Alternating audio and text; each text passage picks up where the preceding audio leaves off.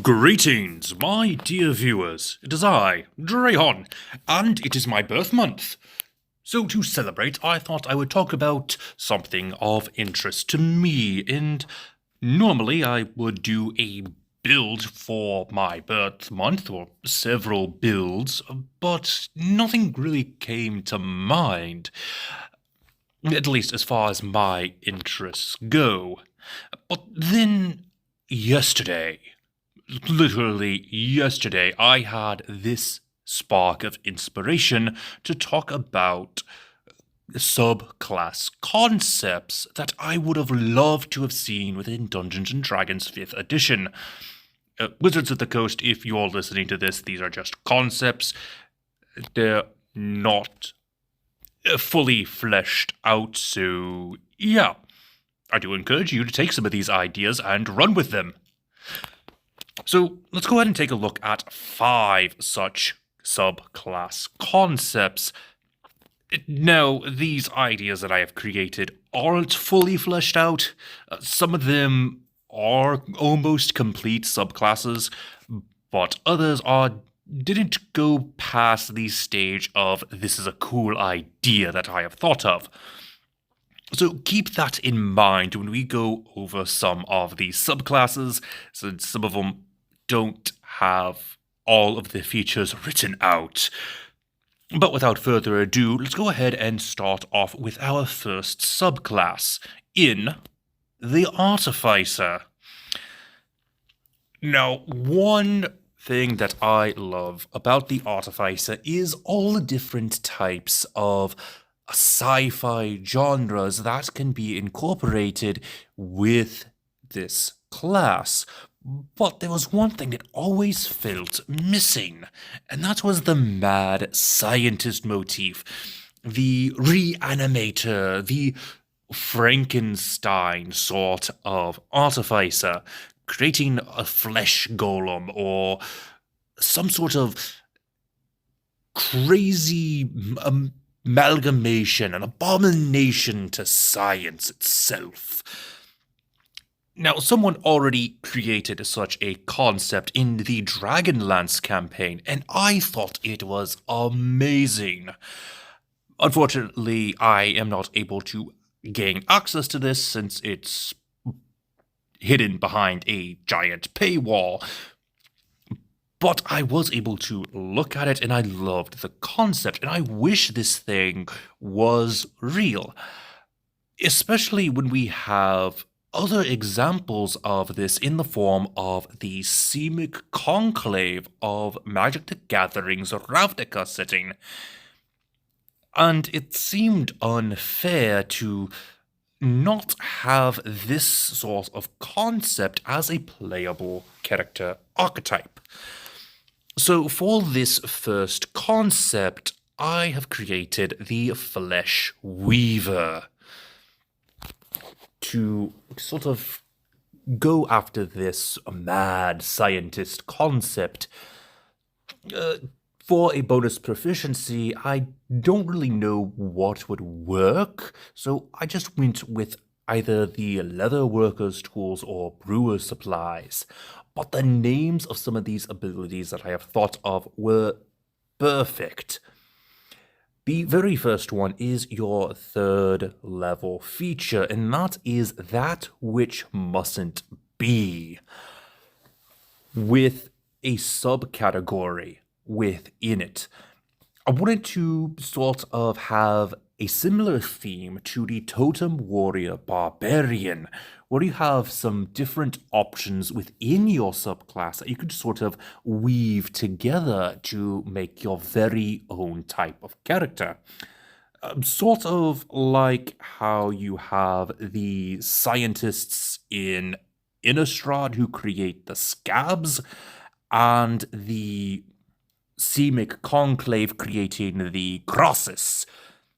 Sort of having some unholy abomination, and that is actually where the names of this sort of branch of a class ability comes from. The Mockery of Life to signify the flesh golem-esque ability, being able to reanimate dead flesh, and then Unnatural Abomination, where you can create your very own monstrosity, which is definitely something I would love to have seen. Kind of being able to create your own chimera or something similar. It's kind of like the battle master, the battlesmith, where you can create your own robotic companion, or the artillerist, where you're able to create a walking gun. But something that made this subclass feel more unique, and that is where some of these other abilities come into play, where you can improve upon your creation, like with the ability of Biomancer that we have for the 9th level ability here, which I don't know exactly what I was going with here, but the idea I first thought of was to give our new creations some extra movement speeds, like being able to fly or crawl on the walls, or maybe even a swim speed. Something simple but still unique, and being able to give that extra little bit of power to our creations without feeling too overpowered. The only thing that I did not like too much, but still think it's a neat idea, was my 5th level concept idea, which is remove limits. Being able to either add another attack onto your creation to give it 1 extra attack, or instead giving it an AoE attack, which definitely seems like a possibility, especially with the chimeras having a breath weapon, or with something like the dragon flesh grafters being able to spit up acid as a mimicry of a dragon's breath weapon. Something like that seemed appropriate. I wasn't entirely sure what the 15th level ability would be for the Flesh Weaver. I just knew it would have been another chance to improve upon your creation, or maybe even experiment with your own flesh, making you the unholy abomination, similar to the the Master Maker from Dread Metro. I really liked this concept of being able to enhance the flesh, being able to do what you really shouldn't be doing, that which mustn't be. You asked yourself what you could do, but you never stopped to consider if you should. Definitely something that I find fascinating and would have loved from an Artificer. Next is the Bard subclass, and I thought of a chef idea, since there are many different types of art, and that is symbolized in the different subclasses the bard has.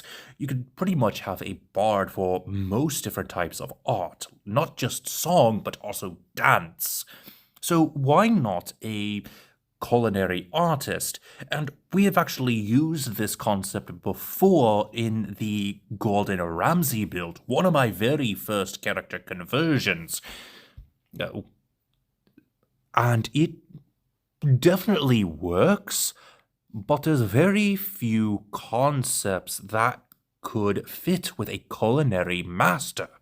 So for this Bard College, I decided to go with the culinary arts, with a bonus proficiency similar to some of the other Bard subclasses, going with those cook utensils and the sleight of hand feature, since a lot of the time when you are cooking, you are going to need a delicate hand to not only cut the food, but also dish out the right serving size, especially when you're talking about the different ingredients.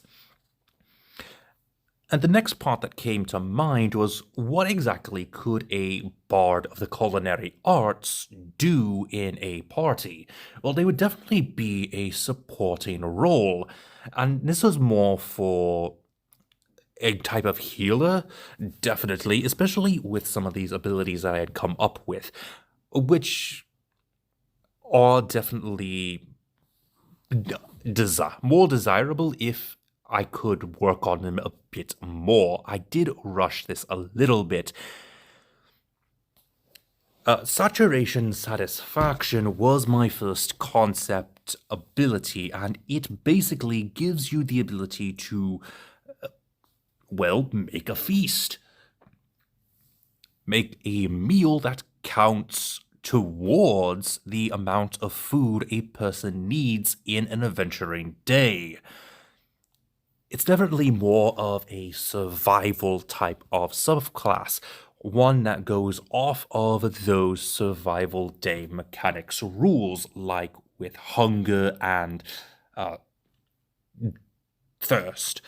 So, yeah, it's kind of a niche sort of subclass, but it could still be used in a way that could be useful outside of those parameters, which is why some of these other features sort of played off of the bard being able to make a good meal, like with Master Chef, the 6th level ability. It has very similar features to some of the other bard classes, and even a couple of other subclasses, where if you have a low enough roll, it treats it as a half-decent roll. And with the abilities that a bard already has, such as the bardic inspiration and expertise, you're not getting a low roll often. And the final ability that I have in this bardic college, the Bountiful Feast, I just gave them access to Hero's Feast once per day, which isn't that big of a deal, though I am a little skeptical on this subclass because it does seem a little bit powerful now that I look at it. Especially considering that 3rd level ability being able to do more than just contribute to the amount of food in an adventuring day a player needs. Might be something I tinker with further in the future, but it is definitely an interesting concept nonetheless. Moving on to our 3rd subclass is the Druid.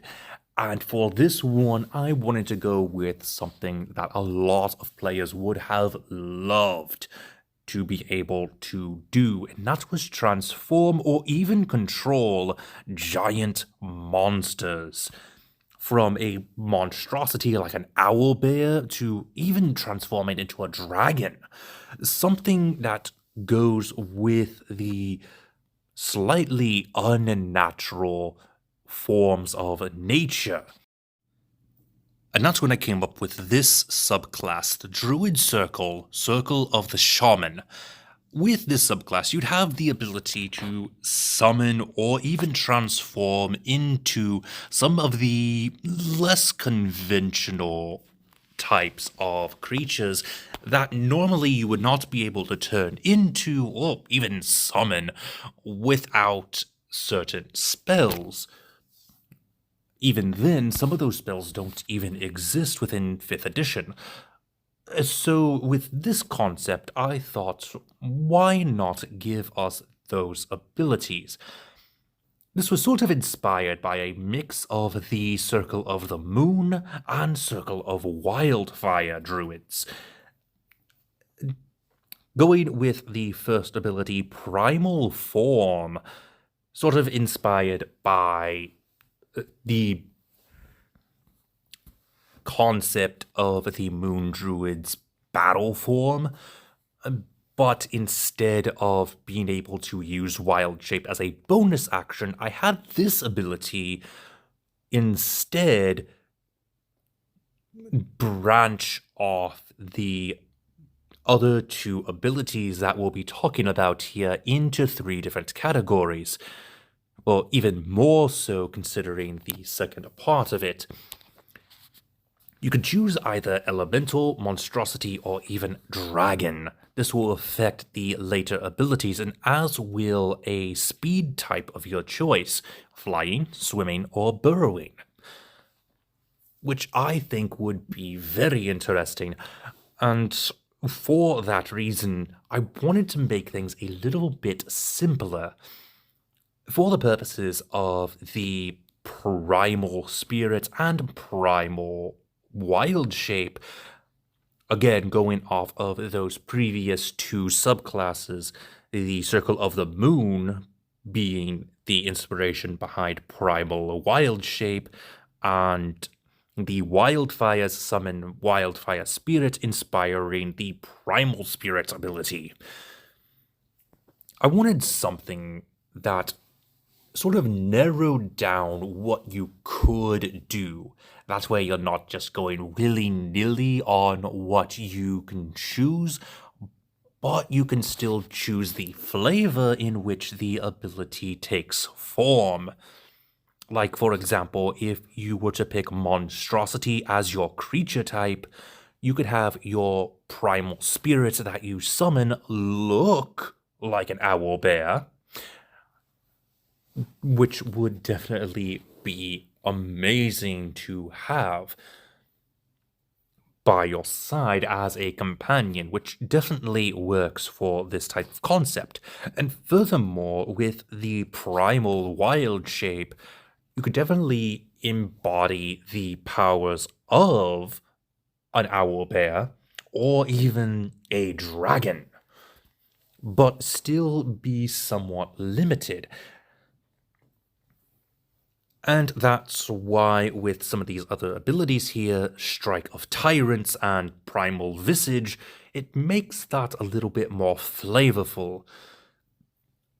Again, I'm not entirely sure if this is a workable concept. It definitely needs some tweaking here and there. And the stat blocks that would be used for the Primal Spirit and the Primal Wild Shape, which I have called the Primal Entity, are going to need some work. I don't have them currently, so yeah, it's just an idea. But an idea that I think a lot of people would enjoy, including myself. It would definitely allow for more versatility. And something that we probably should have gotten with the Circle of the Primeval Druid. But since that is still an unearthed arcana, we don't have it. Number 4 is going to be the Blood Hunter, and yes, I know the Blood Hunter is considered a homebrew class, but this is my video and I want to talk about things I enjoy, and I love the Blood Hunter, more specifically the different subclasses. And one subclass I felt was lacking, as you all know, was the Profane Soul, as it seemed to embody the Warlock more than it did the Blood Hunter. So I thought about more of a restriction of that subclass by making it anew and theming it after a creature type found in Van Richten's Guide to Ravenloft, the Inquisitors. Since they do embody this sort of warlock-esque build, but they also have features that just scream, I am a type of blood hunter. And that is where this concept comes from, is the Order of the Inquisitors. Now, I really love this idea, but there wasn't much thought put into it beyond simplifying how the Order of the Profane Soul worked. Basically, I did not like the idea of the Blood Hunter casting spells. because of some sort of pact they made. That just felt too much like a warlock. I wanted to simplify that to just giving the Blood Hunter access to 2 Eldritch invocations and the Pact boon, with one of the Eldritch invocations invoking that flavor from the Pact boon. Like, for example, if you chose Pact of the Blade, signifying the Inquisitor of the Blade, you would have Eldritch Smite as your invocation. While if you picked the Pact of Mind Fire, a pact boon that I came up with myself to invoke the Inquisitor of Mind Fire, you would have an ability to use the Mind Fire ability of the Inquisitor of Mind Fire. The only thing is, there are so many different available choices as a concept for the Blood Hunter that I wasn't able to flesh it out. So this is nothing more than an idea, like I said. There isn't anything more to it than that. But I did enjoy having this concept in my mind, and I think that I want to pursue this one further in the future. Even if the Blood Hunter isn't considered to be a core class as much as I would like it to be. Next and finally is the Rogue, and this concept actually came to me when I was looking at the Assassin subclass, and thought that why don't we have a subclass that goes off of poisons? So I came up with this concept, and this concept is based off the stereotype that way back in the day, and even in some cases today, women don't kill that often. But when they decide to off someone, they don't want to get their hands dirty. They don't want to get the surroundings dirty, because that just is an unnecessary mess. Women in those days, and some women today, are obsessed with cleanliness. So why not go off of this? And the best way to keep your hands clean while getting rid of somebody was to use poison.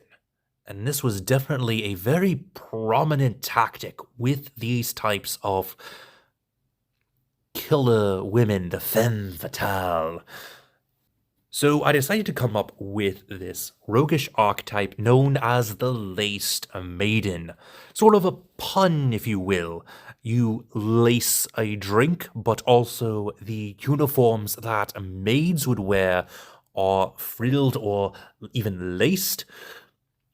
So yeah, it's kind of a punny sort of subclass name, but it still goes off of the sort of poison master. And it definitely works here. Once again, the idea is that this sort of assassin, this rogue, will use poisons in order to kill their target. And yes, poisons in Dungeons & Dragons 5th edition are somewhat lackluster, but I think that is where the rogue does shine, is being able to improve upon some lackluster tactics. And the best way to kill your target in secret is with poison. And that's where some of these abilities come into play. Being able to infiltrate and then work your way up the food chain to get to your target, and then secretly slip in some poison so that they die of mysterious causes. And that's where this first ability comes into play, the secret ingredient. giving you a new way to use the sneak attack feature, and that is with poison. When you are able to successfully slip some poison into someone's food or drink, much like with most assassins, you can make a dexterity check to add the poison to the consumable. And a creature who wishes to consume the food or drink you prepared can make a perception check against that sleight of hand check you just made. If they fail, they do not notice anything wrong with the consumable. And then, at the end of that creature's turn, if they consumed the poison that you just inserted into that consumable item, they must make a saving throw against that poison. But this last part is very interesting. This saving throw is treated as an automatic failure if the creature has already failed a Constitution saving throw this turn, sort of going off of the idea of spiking someone's alcoholic drink at a party.